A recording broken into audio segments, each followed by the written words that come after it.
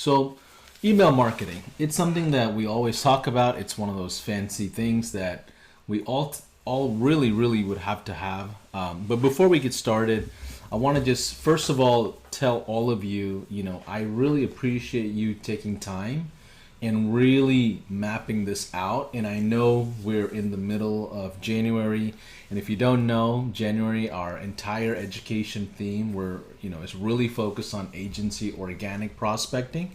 We are going to talk about agency paid ads, I believe in March or April. So every single month, guys, we selected a theme and we're going to go all in on that theme, bring in trainers, bring in experts. Obviously from myself, you'll get a lot of information.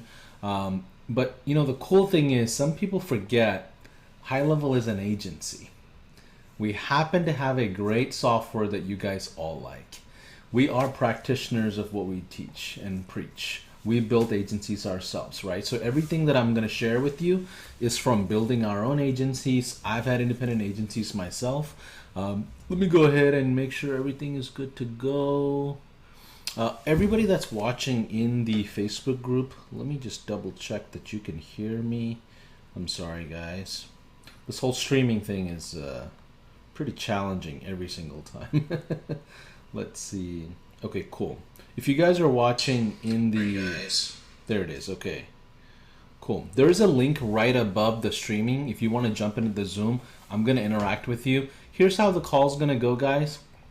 I'm going to speak and just load you guys up with a ton of information for the first 30 minutes. Okay?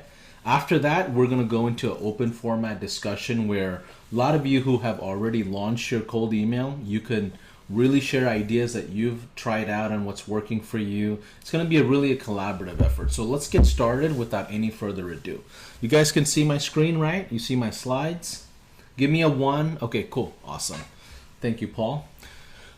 So a couple of challenges that most people go, when they start off their agency. Let's say you're in the SaaS build out. Let's say you're a small business owner and you're trying to get high volume cold email done for your community. Let's say you're an agency owner or a freelancer even, and you're trying to get this done properly for your business.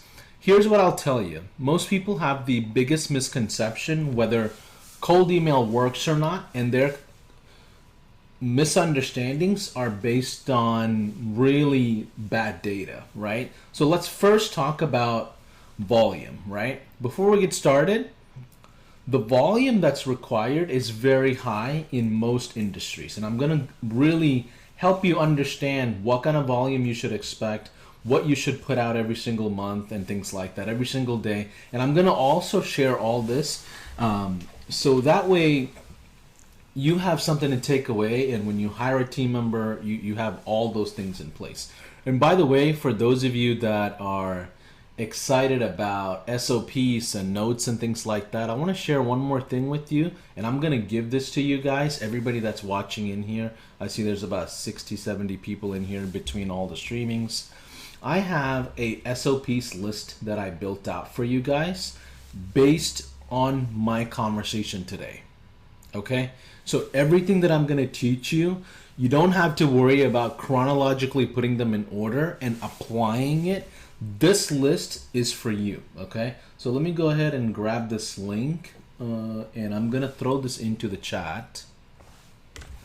Can somebody grab this link and throw it into the Facebook streaming for me? Okay?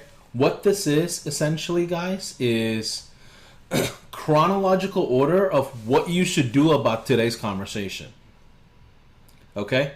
I don't want you to guess about, okay, I learned this from Paulson, but I don't know how to apply this thing. That's not an excuse, okay? So what I did was I broke down the entire operation into 4 different, I didn't even number this properly. Let me just correct that. I basically put it in a chronological order so that way you can take it and say, you know what? Today, all I'm going to focus on phase 1, my steps 1, 2, 3, and 4, okay? And this is completely step by step on everything that I'm going to talk about. Okay, cool. If you don't have the link, grab it. Somebody's going to post it into the Facebook group streaming, so that way we all have it. Okay, cool. Let's see. More people are jumping in. just share back to my slides. Okay, cool. All right, cool. So before we get started, I know some of you were on the education preview call, and I want to tell you that we're going to take education very seriously in 2022. It is a place that we're going to dump a lot of resources in, and ultimately we have zero expectations. We have zero expectations, and the only thing that I request from all of you is to take and implement some of these things for yourself. And my goal, my personal goal here at High Level, is to scale 16,000 agencies simultaneously. How the heck am I going to do that as a one-man show? I can tell you it's going to be from information that's relevant, that's coming to you, because what I don't want to do is cloud you with information, right? Like I want to just give you exactly the pieces that you need for today and this week so you can go take action, okay? There's a lot to this whole agency game, okay? But I'll promise you, go one at a time. Now, why in the world should you listen to me, okay? First reason is I built 3 agencies already, okay? One of them to almost 500 plus clients a month, which is what I partnered up with Rob and Alex on, the High Level agency itself, right? The marketplace team behind the scenes that you see today, that itself is our agency that we converted into the white label provider that you have today at your services, right? Outside of that, I started my own dental agency in 2015, scaled that. I started a brand new agency after I joined High Level in 2022, which I ended up selling as soon as we got our funding and things like that, because as a shareholder, you cannot have active income, so from other businesses, so you have to dump a lot of those business activities you have to go all in, okay? Needless to tell you, I've been in the trenches with you in scenarios where I've struggled. I remember struggling in my dental agency for almost 2 years before I hit 10K a month. Simply not knowing what I should do, okay? So everything that I'm sharing with you is not a random thing. It's really from doing the work that you guys are doing today in 2022, okay? So let's talk about the big macro picture of how to look at email. First things first, let's get the big white elephant out the door. Don't use High Level for cold emailing. Okay, some of you are advanced and you are able to set up like your own independent servers and things like that, especially if you're like a Connor Robertson that knows a system and things like that. How many of you guys know Connor? He does great work, right? He does a lot of email marketing, but there are a lot of agencies like that knows how to use High Level into its own system and things like that. But here's what I'll tell you. If you're starting out, if you're a one-man show, you're in the early stages of setting up cold emailing, don't use High Level for cold emailing. And I'm going to share with you exactly why and how to set these things up, okay? Now, I'm going to divide up cold emailing into 4 phases, okay? Remember, you have SOPs, right, that you can follow afterwards chronologically when you decide to implement. And I'm going to go over one of the most elementary, more basic cold email approaches, which is the granddaddy of emailing that is very standard in the industry, which is the GMAS method, right? What you can do is really go through these phases in order with me, okay? So the 4 phases that I want you to really understand is accumulation, okay? That's where we basically get all the data put together in one place before you can really, distribute out any emails, right? You got to collect all the data about the industry, right? So that's accumulation. The second one is distribution. I'm going to show you how to distribute this out at scale, right? And you're going to be leveraging a VA or a cold email team member, however you want to launch it. You can do it yourself if you're especially familiar with systems like Lemlist and things like that. If you want that custom approach, there's always 5 other ways to do this, okay? This is not the only way. I'm just going to share with you how I've built my 3 agencies, okay? The third thing is filtration. Cold emailing is a system that I believe will work in almost every industry because today people use email at the end of the day. Okay, some of the other organic channels like Facebook groups DMing, right? Instagram DMing or LinkedIn marketing, all those pieces are going to be relevant based on your industry. Okay, like if you're in the blue collar industry, LinkedIn may not work. Why? Because guys that are climbing trees to cut those things down are not sitting on LinkedIn, right? So you have to really understand your industry and figure out where your people are hanging out, and that's where you're gonna leverage this the best way. But cold emailing is something I want to start off right away because I know it's relevant for everybody, okay? So filtration, then qualification. We're going to talk about how to qualify volume, how to qualify the right messaging, all those different things, and we'll explore all that. So let's talk about phase one, okay? And by the way, guys, I know I'm already 15 minutes in. I'm going to rapid fire on this for like 20 minutes, and we're going to have a Q&A, open format, things of that nature, where you can ask a ton of questions, okay? And I'm going to give you the SOPs as well. So now you can go in and essentially apply all those things yourself, okay? So phase one, accumulation. First 4 things that you have to do. Pick an industry, right? Select the offer, right? Scrape the industry or purchase data that's already scraped. And 4, hire somebody else to handle prospecting. Right? These are the first 4 things you have to have in place. There's no way you can move into the second phase of this whole process unless you have this done. And some of you may be asking, well, Paulson, I have a hard time picking an industry and I don't know what to do. Well, guess what? Every industry is garbage. Every industry sucks. Every small business owner has problems. Every single business is built around people. You're going to always run into issues. It doesn't matter what your industry is. There is somebody making money in every industry. You cannot tell me there is a bad industry. Every industry sucks. Okay? Now, I'm not going to tell you something I'm not going to sugarcoat anything. I'm going to tell you how it is. Because guess what? You guys are all existing customers for us. I have nothing to sell you. You guys are already paying us amounts of money to be part of this community, part of the subscription. We want you to scale. So all the information that I'm going to give you is really just for your own knowledge base. Okay, pick an industry. Let's say you have 2 industries. Drop one of them if you can and go all in on one. It's really hard to serve 2 masters. It really is. Now, I'm not saying you cannot have another industry later. I want you to think of this as a launch plan, right? You have to step into one industry and elevate there, and that's something that I've always recommend. And people ask me, Paulson, why should I pick an industry? What if I pick a service? What if I just do copywriting for everybody?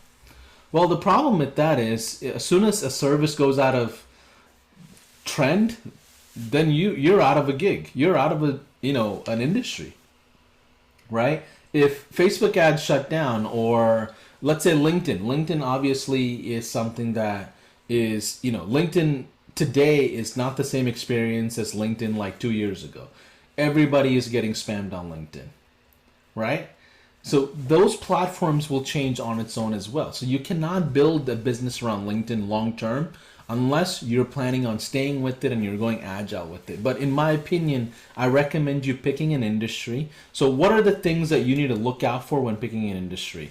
Make sure there is a size of an industry that you can scrape, because this is an accumulation phase, right? You have to be able to collect the data on the industry. What I mean by collecting data is collecting the emails, scraping the business name, the business owner's name, their phone numbers, their emails, addresses, whatever you can from public databases or private ways to get it, right? How do you do that? You can do that by getting an email broker that you can purchase data from, getting a VA that will essentially scrape the data for you. You can get D7 Lead Finder, Lead Carrot, all these different tools that you use to collect the data.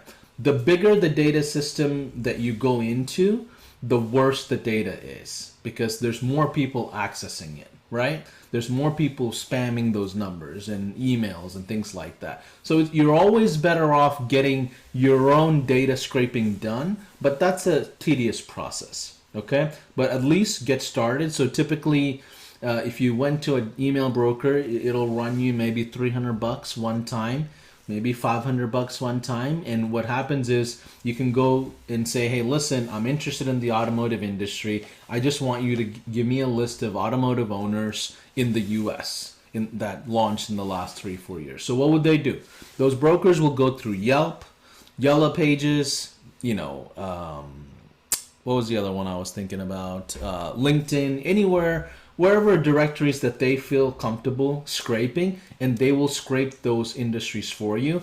Put it all into a big Excel sheet of 50,000 emails, 60,000 emails. Fiverr is another great resource. I've had a lot of success doing Fiverr in the past of scraping emails, right?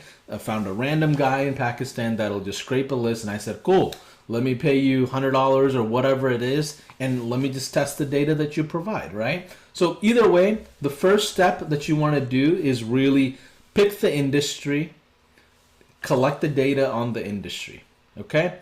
Now, the second thing that you want to really pay attention to is having an offer. How many of you guys believe email marketing doesn't work because you don't have an offer, right? Like if you don't have an offer, no matter what the medium you use, it is not going to work, okay?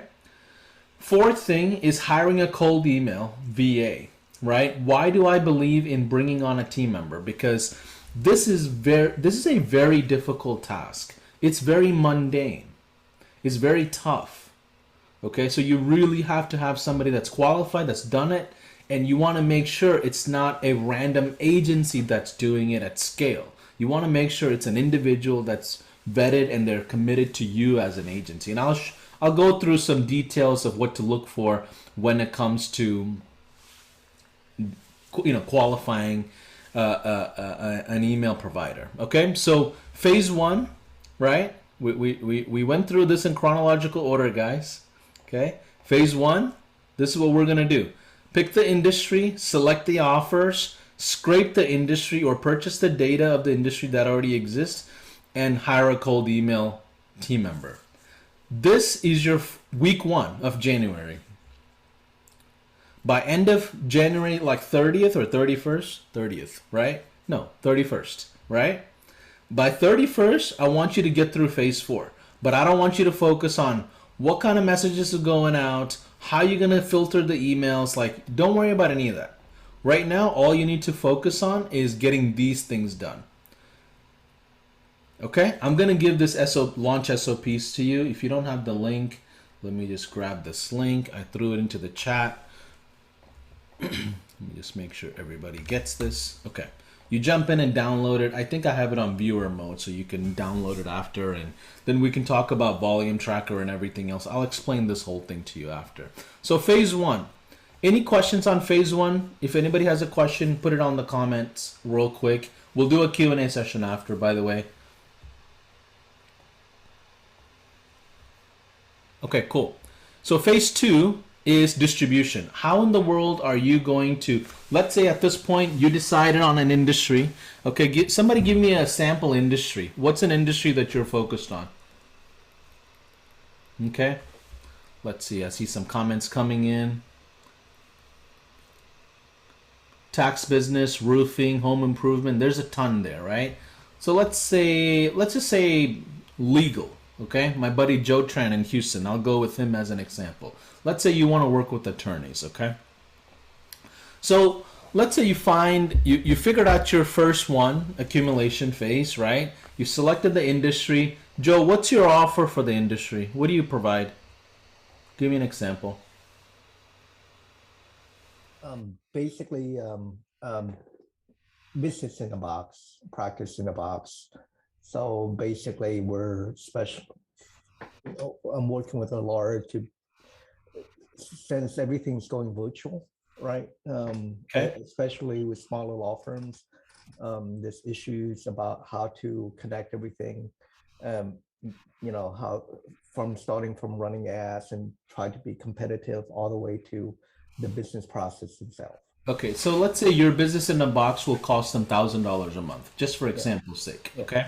So your offer is going to be, hey, I'm going to bring you leads or appointments or phone calls, or is that a fair example? Would that be okay? Yep. Okay, Exactly. cool. Yep. Perfect. So if I'm gonna go after attorneys, I'm gonna go over a finite defined offer that I'm gonna exchange. Okay, and I'm gonna talk about messaging styles in a little bit here, so you guys have ideas of how to present your offer. But I'm gonna select an offer. So In my first initial stage, when I hire a VA, I have an offer already planned. I already have an industry for the scrapers to get started on.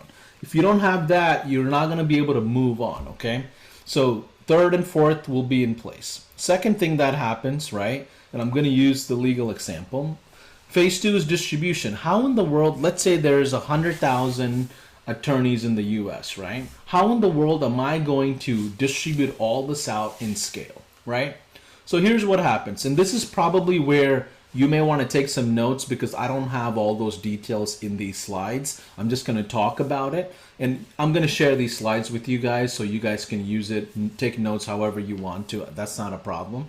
But here's what happens when it comes to setting up your independent email accounts.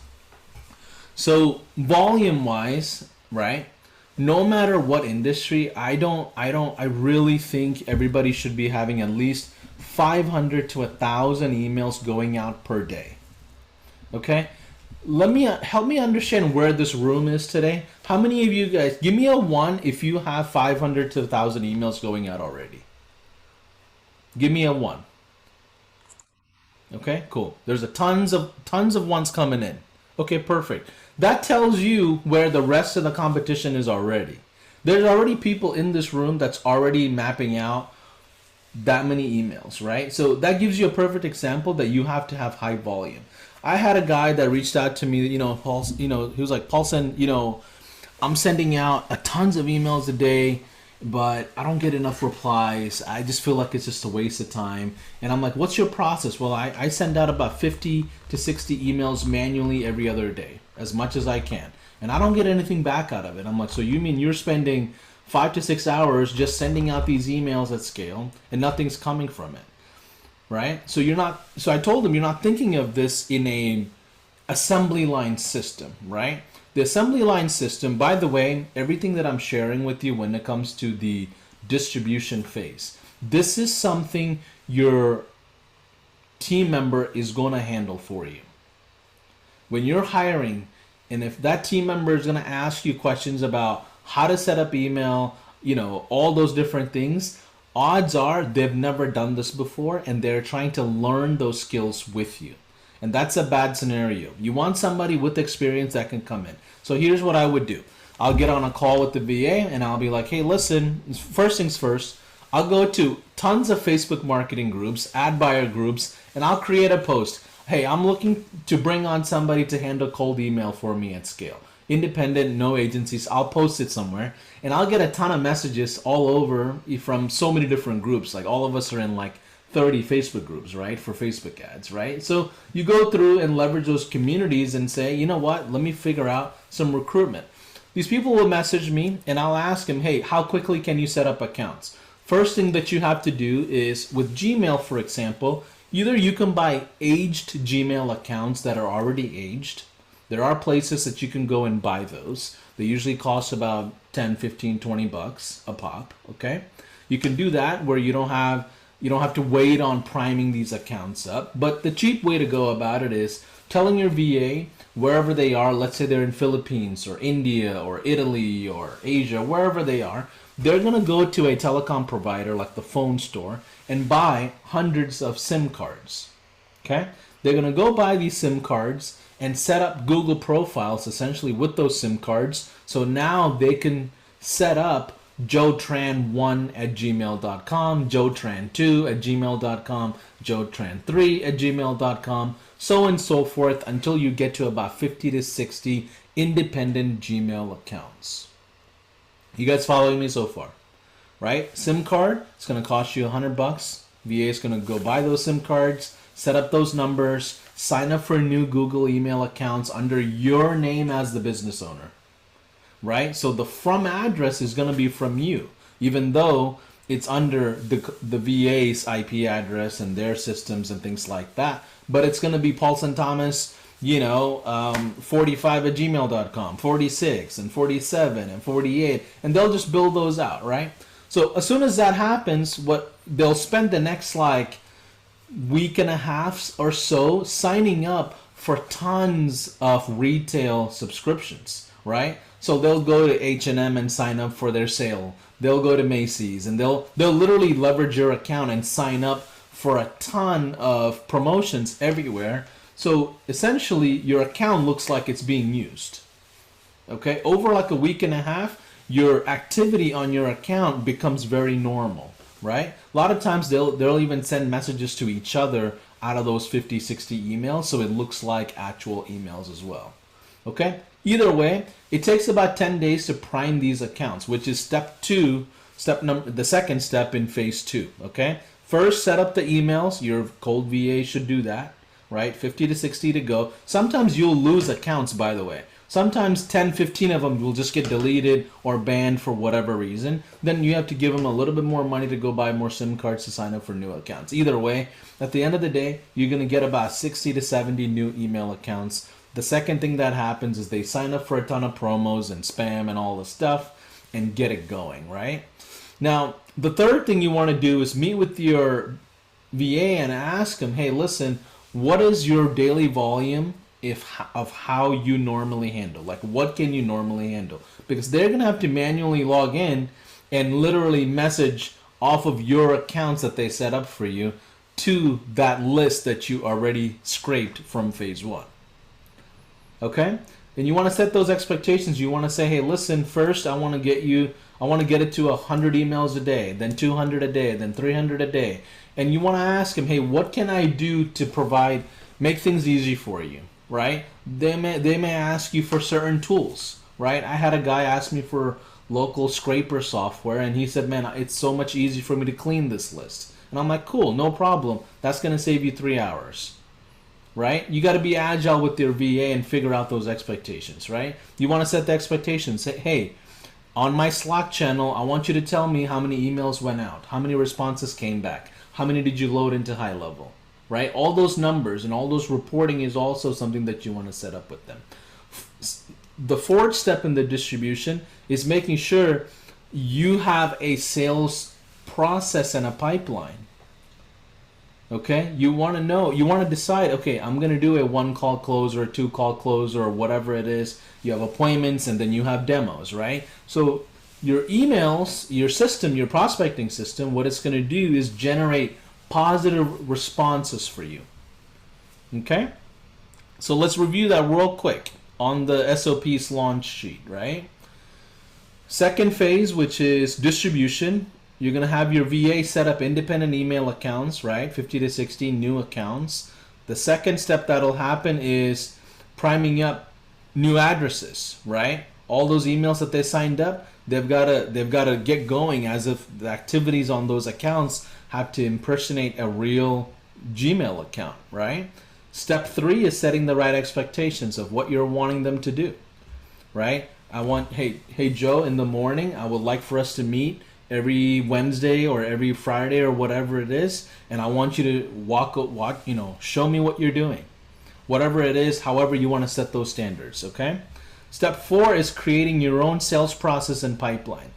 Remember, this whole prospecting thing should happen without you at the end of the day in the long run, right? This is not meant to be for you as the business owner to handle. And I don't recommend you handling. As soon as you have prospecting in order, you can focus on other areas of the business. If you are doing under 20K a month, there is absolutely nothing else in your agency that you need to focus on outside of sales. That includes your SaaS product, that includes your SOPs about onboarding, that includes your customer experience. None of that stuff really matters. What matters is you bringing in more revenue so you can hire more team members that will provide that experience that you want for your customers. Okay? So focus on revenue. That's going to cure all diseases in the beginning stages and more. Okay? So the third phase that I want to talk about is filtration. So step 1 is writing up the primary emails that you're going to test. And I'm going to go into the emails just in a little bit. The second thing is writing up secondary emails. So what that means is, let's say a small business owner that you send messages out to replies. What should your VA reply again with based on the initial response, right? Whether it's positive or negative. So you have to have another tier of messages. Okay. The third thing is transferring positive responses only into high level, where you have their textable phone number or another personal email that you generated out of the interaction. Now you have high level flooded with real positive responses and really a database of people that are possibly interested in your services, right? Or your offer for that matter, right? The fourth thing you want to do when it comes to filtration phase is start measuring the volume of the industry. Think through, if you're let's say you're not that good at sales, okay? Let's say you can only close 5% of the leads that are coming in. You have to look at it from the 5% perspective and decide, okay, if I'm only going to close 5%, I probably should be shooting out 2,500 emails a day, because I need to convert those into leads that then turns into phone calls or responses, and then appointments, and then demos, right? As you go through this process, you'll see the volume is something that you want to measure at least, okay? So let's review that one more time, okay? By the way, I'm going to give you these Excel sheets so you can have it to plan out and build out your thing, okay? Phase 3 is setting up those primary emails, setting up those secondary emails, transferring positive responses into high level, and you want to start measuring the volume. And I'm going to go over step 1 and 2 and share some email samples. How many of you guys would like that? Give me a 1 if you want to see some email samples. Okay, and I'm going to also show you how to access all of that moving forward, okay? Okay, perfect, awesome. Okay, now fourth phase that I want to talk about before I go into that email sample is qualification. What happens when somebody responds, right? First things first, you want to test all sides of channel gating. What I mean by channel gating is if you want more qualified leads, your messaging has to be very specific, meaning you're shrinking your channel, right? They have to go through the small, narrow filtration process in order to be qualified. So you have to shrink your messaging, meaning get detailed exactly of what you're wanting and control it. If you do something like vague messaging, right? Hey, Joe, I like to send you some new business. Who in the world is not going to respond to that? Right? So guess what? Your channel gating is wide open. Anybody and a random person will just reply to it, and that'll throw off your process because now you have a ton of unqualified responses that are positive, right? So you really want to pay attention to the messaging, and I'll go over that. Second thing is this, enrolling the prospect into a long-term and short-term automations around the offer. Okay? Now, remember, this is January 6th. Only thing you need to focus on this upcoming week is phase 1. I'm just giving you a full overview of what you should focus on throughout the month as we go deeper into other agency organic prospecting systems, okay? So second thing is enrolling the prospect into a long-term and short-term automations. Two different things. I believe almost every freelancer or agency should have a 52-week long-term information of expertise. Like if you, let's say you, Joe, for example, you're in the legal industry, you should have a 52-week sequence that is just industry related and it has nothing to do with your offer. Okay, that's what I call the long-term automation, right? Every business should have that, right? It's literally, hey, if you are an attorney, here's how you hire your admin person. It has nothing to do with your marketing. It has nothing to do with your business in a box offer. It's just you being relevant to them and presenting yourself, elevating yourself as an expert in the industry. Okay? And that's something that you build out on Sundays after church or whatever, right? Like when you get a little bit of time, you spend an hour reading material, listening to podcasts in the industry, and you're going to turn it around and write up those emails. Over a couple of weeks, you'll have enough of a long-term sequence. You're not going to build out a 52-week sequence all in one, okay? But it's a long-term sequence that you should have. Imagine if all these positive responses that are coming in just simply gets entered into your long-term sequence that is just really you educating and just marketing to the crowd. Nothing outside of presenting in nothing like presenting an offer or anything like that. But let's say, Joe, this January you have a special that you're running for your agency, right? And you have a specific offer. What you want to do is enter them into the specific offer completely outside of that long-term sequence. Because every single quarter you should have a new offer. You should have minimum of 4 offers in your agency. Every single quarter you just recycle these offers. So your short-term sequence that you enroll them in is based on this quarter's offer, right? How many of you guys remember in McDonald's the McRib comes out or the McFlurry with M&Ms come out? And Starbucks is a perfect example. Their pumpkin spice stuff comes out like literally in wintertime, and that's it, right? Passion fruit is on like summertime, right? So you have to really pay attention to the relevant offers of today. If you are in a seasonal industry like tax planning, okay, you want to focus in on those quarterly short-term sequences that are relevant to the offers. So phase 1, if you don't select an offer, by the time you get to phase 3 and 4, your process is going to break apart. Okay? The third step in the qualification process is to actually call the leads. And it sounds so simple, but call the damn leads. Like it's really difficult sometimes, especially when you have too many things going on, right? You just don't sometimes have the bandwidth because you have account management to worry about, or you have hiring to worry about, tax planning to worry about, or traveling that you're doing, or whatever it is that you have going on. But at the end of the day, you want to prioritize these leads. Remember, these are cold leads. They didn't opt into an ad. They didn't jump into one of your offers as raving fans, right? You have to curate this. But guess what? They know what it's about. They're indoctrinated in some sense with the offer, and they're coming back to you, right? Fourth thing is actually, setting the appointments and closing deals. Obviously, that's self-explanatory, and we'll go into those how to do all those things in a different theme, which is around sales. But let's see. Phase 4, step 1 through 4 is testing both sides. You want to have different types of messaging, which we will review real quick. Step 2 is enrolling the prospect into the short-term and long-term automations that you have, calling the leads, and step 4 is setting the appointments, okay? Now, let me share one more quick point before I go into the email messaging. One of the things that you want to pay attention to, okay? Things to look for when hiring a cold VA, bandwidth verification. You want to make sure they're not handling cold emailing for like 10 agencies, okay? You want to make sure they're independently working with you in some capacity, or it's okay if they have one other agency, and you're sharing the VA, but ultimately you don't want somebody that's doing this process for too many people, okay? They just won't have the bandwidth later on, okay? And then obviously demonstrating competency. The way I like to interview is I'll ask them, jump on a Zoom, show me your screen, and tell me what you're going to do.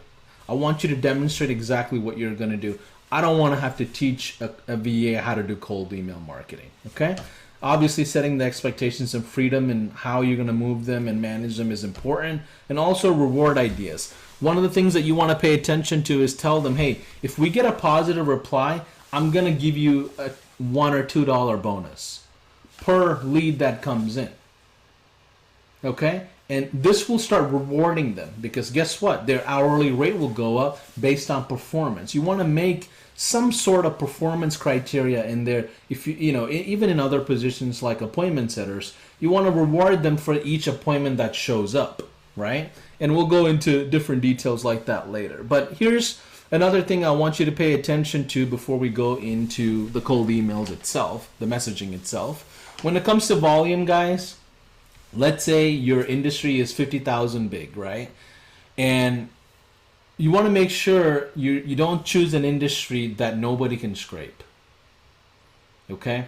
You don't want to go into a brand new industry that there's not much data and it's just really tough, okay? It's okay to go into saturated industries, in my opinion, because they're established, they're used to more messages, they understand marketing, they're used to being sold to, okay?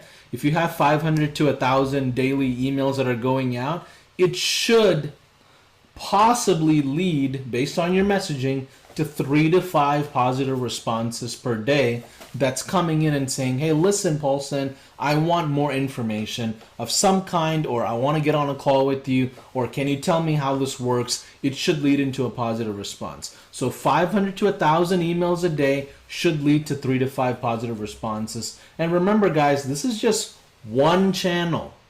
You should have 4 to 5 different organic channels simultaneously running. But we're just simply talking about cold email volume. Okay? 3 to 5 responses should lead to about 10 new phone calls a week minimum. And you should be able to get at least 2 to 3 demos a week out of cold email. Okay? That's at 500 a day. Okay? This gives you a macro idea of what kind of volume should you expect. So if you're sending out 100 emails a day, there's no way you're even getting 2 demos a week. It's just impossible. You have to get the numbers right. Okay? Now, how many of you guys are ready to check out some email messaging samples? And by the way, the example that I'm taking is out of the SaaS Fast Track program. If you have not enrolled into the SaaS Fast program, I don't know what you're waiting on. It is completely free to you. We are charging $2,000 for non-high levelers who don't have a high level account, right? Take advantage of it. Or if you want me to set up a funnel and set up a two-step order form and charge everybody, I'm happy to do that, but that's not going to serve anybody. I want to scale everybody, okay? So jump into the SaaS Fast Track program. All the emails and all these little details that you might be thinking about are in there, okay? Brad raised his hand real quick. Go ahead, Brad. I'm going to pull up my slides from Fast Track. Go ahead. Yeah, thank you, man. Appreciate it. I just completely brain farted. Oh, you said sending out the emails and doing 100 a day, like for after school programs, for example, like you could be really limited with your audience size. What do you suggest for the niches that aren't huge, like real estate or dentists? That sort of thing. Yeah, if you are working, this is a good question, right? If you are working with an industry that you know is not massive, I don't recommend this mass email method. I recommend you using something like Lemlist or sending personal emails out and really just doing it the old-fashioned manual way, because guess what? You're going to go through that list so fast. Right? But guess what? You shouldn't be the one sending this out manually. You should still have a VA that handles this prospecting aspect for you. Okay?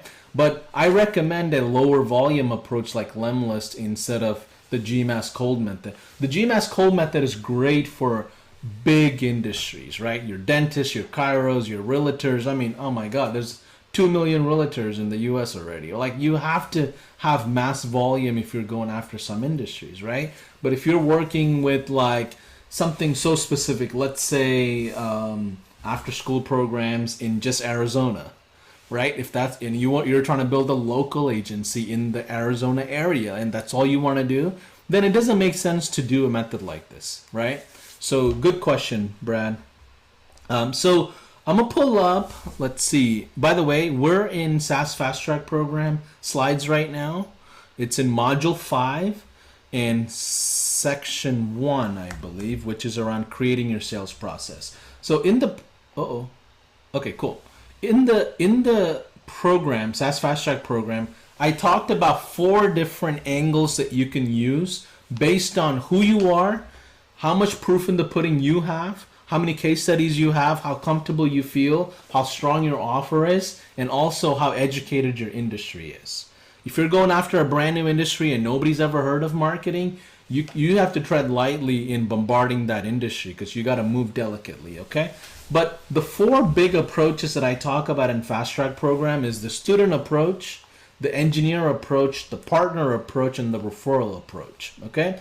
Student approach, by the way, these are all actual copies that we have tested out that you can leverage, okay? So you have an email copy, you also have a cold calling copy if that's something that you want.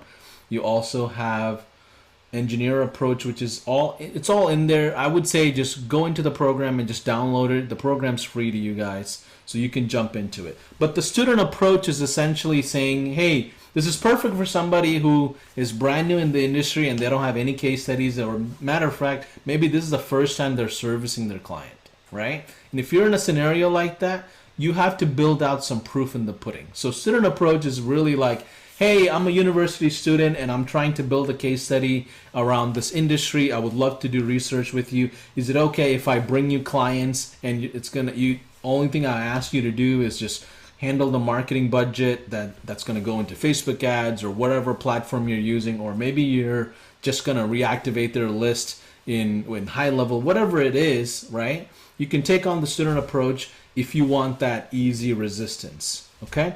Now, for you to convert them into a client, it's going to be longer because they have to now still trust and believe your results that you're going to bring them. Okay. So let's go over that student approach. It goes something like this. Subject is like, can I work for you? Hey, John, just saw that people are saying positive things about your business and thought I'd reach out for help. I'm currently studying in legal industry, right, among attorneys, because we're still going off for Joe Tran's example, to help them bring new customers so they don't have to guess where a new business is coming from. Would you be open to an intro? I'm happy to buy coffee or lunch for your time, right? It's very open, right? Let's go over engineering approach. Hey, John, just saw that people are saying positive things about your business and thought I'd reach out for help. I'm excited about the legal industry because I recently built a new system to help out attorneys to bring in new clients, and I'm hoping I can pilot this for you at no cost. So you're really taking on as if you're like a builder. Okay. Here's another approach, partner program, right? Hey, John, seems like you have a decent location, and from the looks of it, people are saying amazing things about your business, and I'm looking to partner up with someone to see if they can take on more services. And this is more as if you're going to acquire that business. Okay, here is another approach. This is all in the SaaS Fast Track program, guys. You can download this and use it and leverage it however you want. Okay, the referral program is basically like, hey, John, Brad told me that about your business and it seems like you have a good location. People are saying amazing things when I read through your reviews. I would love to hear your story in the business and share what I've done share what I've done for Brad, which is the referral, right? When is a good time for a quick intro and see if this is a good fit based on what Brad said, right? So either way, I want you to go through these different angles, right? And test this out. It may or may not work in certain industries. It will work in certain, okay? So when I want you to go through the SOP sheet, right? The second sheet here, guys, the first sheet is the launch, right? This is a chronological step of what you should do starting today until January 31st.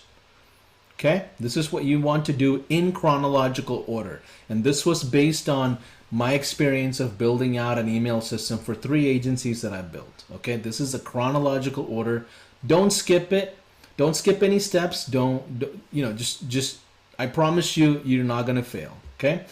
When it comes to the volume side, this is when it comes to the different angles, right? The student approach, the legal approach, all those different things. You want to test those things out, but what you want to do is track the volume. How many outbound messages are being delivered and seen or opened, right? Each approach will have different open rate. Let me just recorrect that.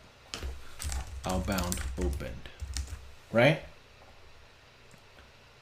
Right? Each approach will have differences there. The next thing is leads. How many leads are coming from each one of these approaches, right? And then replies. How many positive replies were generated from it? How many calls answered, not generated, right? It doesn't matter how many are generated. What matters is how many people are picking up and answering, right? So calls answered and then appointments, right? Now, this is going to vary based on your messaging style. Obviously, you have 4 examples to model off of, but here's the thing. You don't have to worry about your messaging until phase 2. Step 1 and 2 of phase 2 is when you worry about the email messaging, okay? And you have examples to go off of. And let's see, one more last thing that I want to share with you guys before we go into a Q&A here. Let's see, I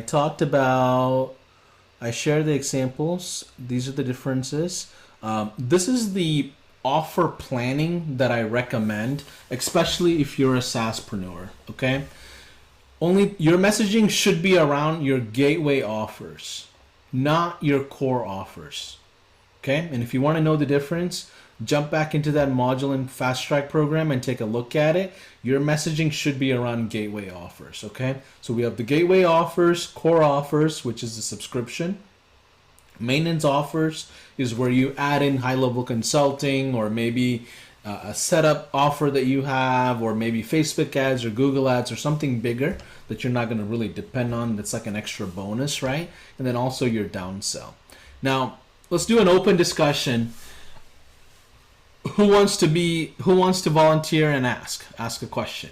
Oh, turn your cameras on and ask. This is really what I wanted to share with you. My goal ultimately was to help you understand the landscape of cold marketing, right? What you should do, what you shouldn't be worried about, how to leverage the VA. These are all things that a cold VA is going to handle for you. But as the business owner, you have to understand at least what they're about to do for you so you can guide them the right way. Okay? Let's see. Okay, I can start. I have a question. Okay, why don't you guys raise your hands, and I'm going to go in order real quick so I don't miss anybody. What I mean by is raising, Toby is raising his hand, like literally raising his hand, but what I meant is the emoji raise hand. But let's go with Joe real quick, and we'll go with Dave, okay? Let me go ahead and stop recording so that way we can upload the content as is without the Q&A.